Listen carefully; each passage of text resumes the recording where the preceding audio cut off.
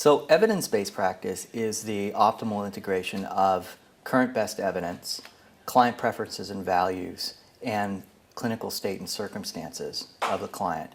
And in social welfare, evidence-based practice is based on evidence-based medicine, which was first brought to the field by McMaster University in Canada. And social welfare has pretty much adopted this model of evidence-based practice, which is both a philosophical approach and a series of steps to take. So the philosophical approach is this optimal integration. And really you could call clinical expertise as the optimal integration of current best evidence, client preferences and values, and their clinical state and circumstances.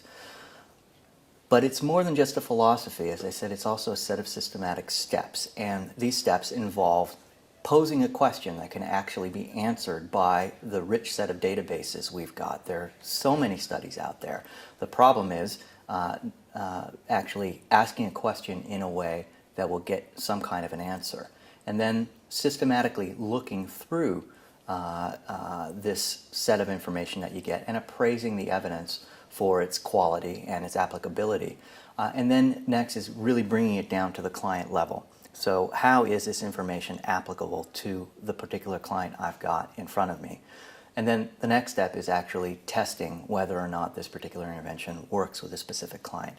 This model can also be expanded out into kind of a policy framework where we look at groups of clients. Maybe I'm an agency director and I'm dealing with issues of domestic violence, and I'm wondering what the most effective batterer intervention program might be. Well, how do I make sense of all of the literature that's out there? Some studies say a certain type of intervention works, some studies say it doesn't work, and how do I kind of put all of this together? Well, I can either be a crack researcher and kind of systematically look over everything, and sometimes this is what we have to do. But the Campbell collaboration actually does that as part of its job. So we will systematically, our authors will anyway, gather all the published and unpublished studies, which is actually quite important, synthesize the evidence, and come up with an effect size across all of the studies for this particular type of question. And this is one way that users of information can get a fairly global and accurate picture of what a particular intervention will and will not do. All right, so an example of the usefulness of a systematic review as opposed to either single studies or other sources of information, and in particular a Campbell systematic review, would be multisystemic therapy. So this is an intervention that is designed to provide a set of services to youth who may have problems with juvenile justice or maybe in other areas. And the intervention itself is manualized and has a fairly wide range of services. And the question is, should I use this particular program for people coming to my agency? It's fairly costly. I have to train up my staff, and I actually have to provide a set of services that maybe I don't normally provide.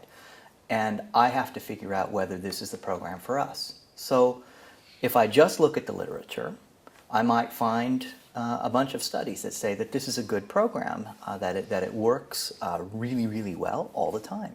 I might come away with that impression. If I look at some of the organizations that actually categorize which interventions might be evidence-based or effective, this particular intervention would be on the list. However, when Julia Littell did a systematic review of the effectiveness of multisystemic therapy, she found that the results were fairly equivocal. That is, that it doesn't seem to, certainly it doesn't seem to hurt people, but maybe there's some bias in the reported literature. And it may be that the program actually does work, and future reviews will find that it does work better than a normal set of services. But at this point, as an agency administrator, I might think twice. I might really look at the program and say, does this really fit with what we're doing? Does this really fit with our population? And what outcomes am I hoping to get from it?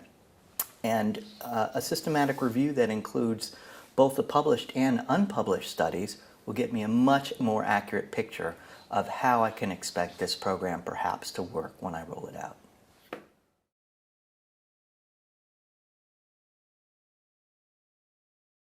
And it's been on this list forever, and nobody challenges it, because once they come on these lists, it's very difficult to get them off.